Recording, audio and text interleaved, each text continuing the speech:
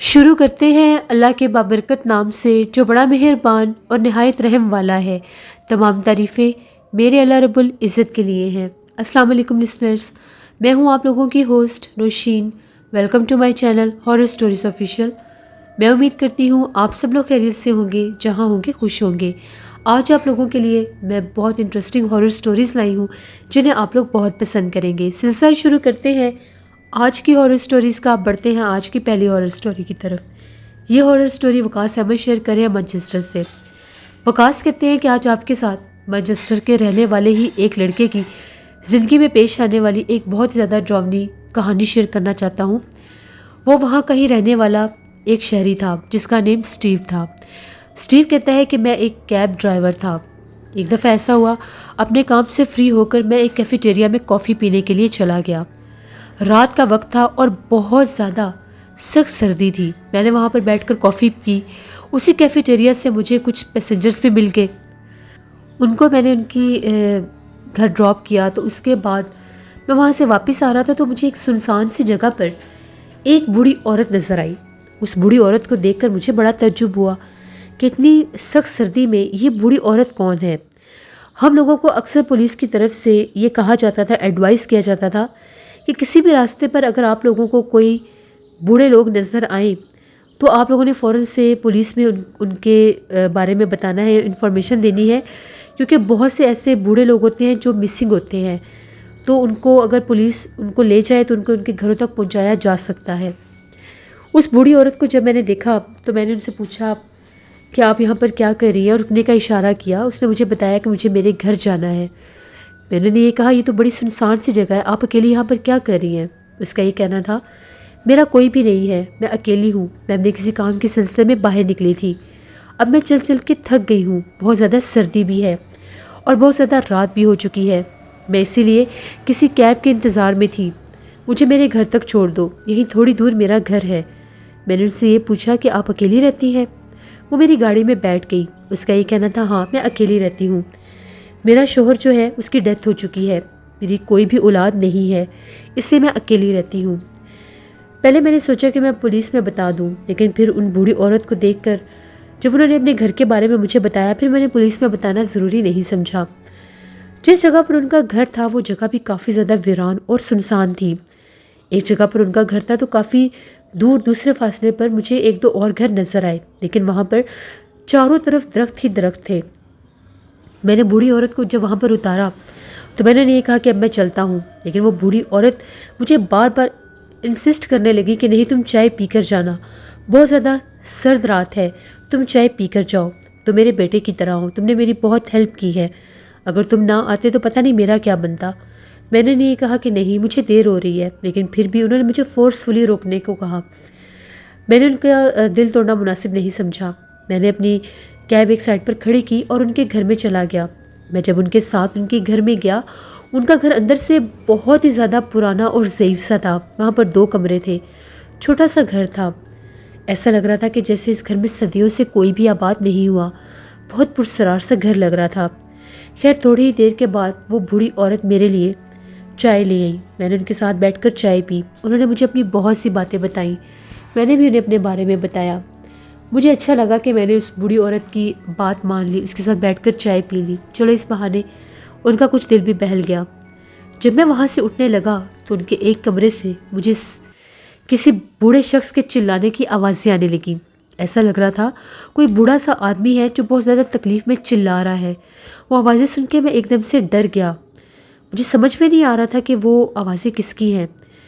میں نے اس عورت سے پوچھا کہ یہ کس کے چلانے کی آواز ہے؟ آپ نے تو کہا تھا یہاں پر کوئی بھی نہیں ہے اور اس کمرے کا دروازہ بھی بند تھا۔ اس نے یہ کہا کہ ہاں یہاں پر کوئی بھی نہیں ہے، لیکن مجھ سے رہا نہیں گیا، میں تیزی سے اس کمرے کی طرف بڑھا، دروازہ کھولا، لائٹ چلائی تو وہاں پر کوئی بھی نہیں تھا۔ مجھے دیکھ کر بہت تعجب ہوا، میں ڈر کے فوراً کمرے سے باہر آیا تو پھر کسی بوڑھے شخص کے چلانے کی آوازیں آنے لگیں۔ تبھی وہ بوڑھی عورت رونے لگی اور مجھے یہ کہنے لگی کہ جب سے میرے ہسبینڈ کی ڈیتھ ہوئی ہے تب سے اس کمرے سے مجھے یہ ڈراؤنی آوازیں آتی ہیں، یہ ڈراؤنی آوازیں مجھے بہت تنگ کرتی ہیں، یہ رات رات بھر اس کمرے سے رونے کی آوازیں اور اس کے چلانے کی آوازیں آتی ہیں۔ یہ سننے کی دیر تھی میرے رونگٹے کھڑے ہو کے، مجھے پتہ چل گیا کہ میں کسی نارمل انسان کے سامنے نہیں کھڑا، بلکہ یہ تو کوئی اور مخلوق ہے جو انسانی روپ میں مجھے یہاں تک لے آئی ہے۔ میں نے بڑی مشکل کے ساتھ، بڑے طریقے کے ساتھ اس بوڑھی عورت کو تسلی دینا شروع کر دی اور یہ کہا کہ میرے پاس آپ کے لیے کچھ ہے، میں اپنی کیب سے بھی لے کر آتا ہوں کہ کسی طریقے سے وہ مجھے اس پرسرار عصبی گھر سے باہر نکلنے دے۔ وہ بوڑھی عورت جو تھی وہ پتہ نہیں اب انسان تھی یا کوئی اور مخلوق تھی، مجھے سمجھ میں نہیں آ رہا تھا، پر وہ بہت زیادہ پرسرار تھی۔ جیسے میں اس کے گھر سے باہر نکلا وہ دروازے پر کھڑی تھی۔ میں اپنی کیب کی طرف بھاگا، میں نے کیب سٹارٹ کی، اس نے اپنے گھر کا دروازہ بند کیا تو اس کے گھر کی ساری لائٹس آف ہو گئیں۔ ایسا لگا کہ اس کا گھر اندھیرے میں ڈوب گیا ہے۔ اس کے گھر سے وہی بھیانک چلانے کی آوازیں آنے لگیں اور اس کے ساتھ ساتھ اس عورت کے بہت زیادہ اونچی آواز میں رونے کی آوازیں آنے لگیں۔ میں بہت ڈر گیا، بہت تیزی سے میں وہاں سے نکلا، جیسے کیسے کر کے میں ایک فلنگ اسٹیشن پر پہنچا۔ وہاں پر جا کر میں نے پانی پیا، اتنی سخت سردی میں کانپ رہا تھا۔ میں نے لوگوں کو یہ بات بتائی تو ان کا یہ کہنا تھا کہ جس راستے سے تم آئے ہو اکثر اس راستے کے اوپر ایک بوڑھی عورت بھٹکتی ہے، وہ کوئی انسان نہیں ہے، وہ ایک بھیانک مخلوق ہے، کوئی آتما ہے، کوئی چڑیل ہے، کوئی گھوسٹ ہے جو وہاں پر رات رات بھر بھٹکتی ہے۔ وہ اسی طرح سے لوگوں کو ٹریپ کر کے اپنے اس بھوتیا گھر میں لے جاتی ہے۔ اس آصف زدہ گھر میں بہت سے جنات ہیں، وہاں پر کوئی بھی نہیں جاتا۔ میں بہت زیادہ ڈر گیا، میں وہاں سے تیزی سے نکلا۔ اس واقعے نے میرے اوپر کافی گہرے اثر چھوڑے، میں بہت زیادہ ڈرتا تھا، لیکن اس کے بعد کبھی بھی میں نے رات کے وقت اس طرح سے کسی بھی سنسان جگہ سے کسی کو لفٹ نہیں دی، نہ ہی کسی کو میں نے پک اینڈ ڈراپ کیا، کیونکہ وہ ایک حادثہ جو تھا وہ مجھے آئندہ کے لیے بچانے کے لیے کافی تھا۔ یہ ایک سٹوری تھی جو وقاص احمد نے مجسر سے شیئر کی۔ بہت شکریہ وقاص صاحب کا۔ بڑھتے ہیں ایک اور خوفناک کہانی کی طرف۔ یہ خوفناک کہانی سونیا شیئر کری ہے۔ سونیا کہتی ہے، آج آپ کے ساتھ اپنی زندگی میں پیش آنے والی ایک کہانی شیئر کرنا چاہتی ہوں۔ میں میاں والی کی رہنے والی ہوں اور یہ آج سے 8 سال پہلے کی بات ہے۔ دسمبر کا موسم تھا، بہت سخت سردی تھی۔ ان دنوں میں ہم لوگ اکثر رات کے وقت کوئلے جلایا کرتے تھے اور وہ دہکتے ہوئے کوئلے ہم لوگ اکثر اپنے کمروں میں رکھا کرتے تھے، جس سے سردی کی شدت میں کمی آ جاتی تھی۔ ہم لوگوں کے علاقے میں اس وقت گیس نہیں ہوتی تھی تو بہت سے گھروں میں اسی طرح سے کوئلے جلا کر سردی سے بچا جاتا تھا۔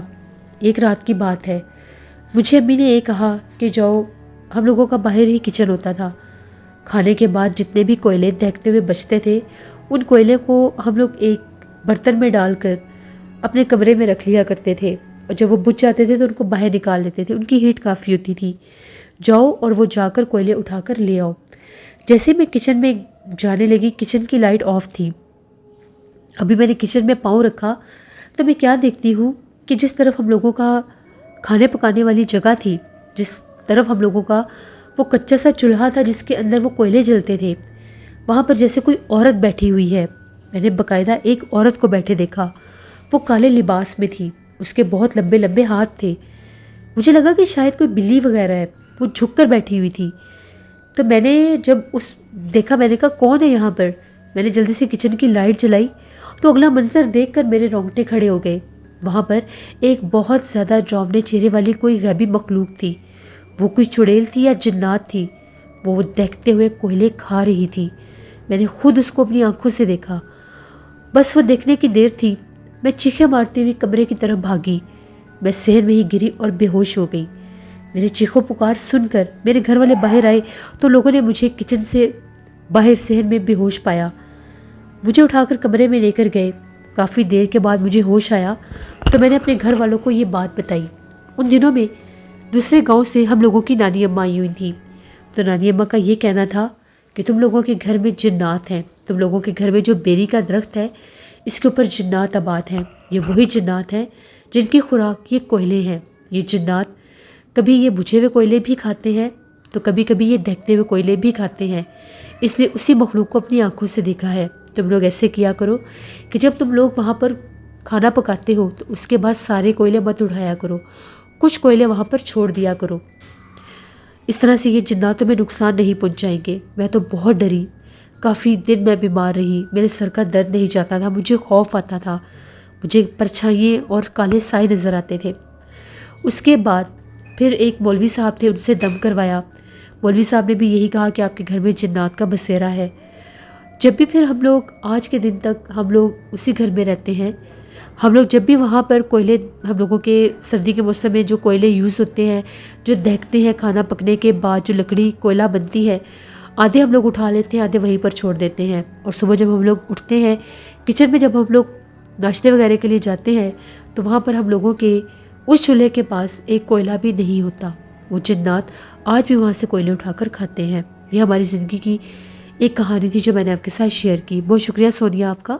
جیسے یہ تھی آج کی کچھ ہارر سٹوریز۔ اپنا فیڈ بیک مجھے ضرور دیں، آپ لوگوں کو کیسی لگی۔ آپ لوگ بھی اپنی ہارر سٹوریز شیئر کر سکتے ہیں ڈسکرپشن باکس میں دیے گئے ای میل آئی ڈی nusheerwirk57@gmail.com پر۔ اس کے علاوہ آپ لوگ مجھے کمنٹ باکس میں بھی سٹوری شیئر کر سکتے ہیں۔